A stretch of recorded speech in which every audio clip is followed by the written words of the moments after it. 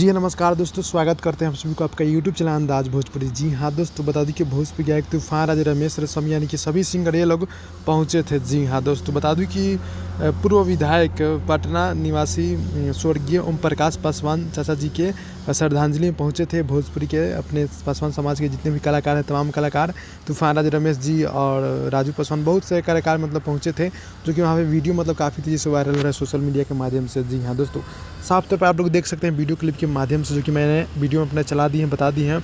और बता दूं कि तमाम गाना उनका एक से बढ़कर एक छूटने वाला है उन लोग का। तो जैसे ही प्रमोशन पोस्टर मेरे को मिलेगा तो मैं आप लोग के बीच शेयर कर दूंगा। जी हाँ दोस्तों, फाइनली बता दूं कि एक सैड सॉन्ग गाना तूफान राज का रिलीज हुआ, जो कि काफ़ी बेहतरीन, काफ़ी बवाल का, जो कि आप सब देख सकते हैं जाकर।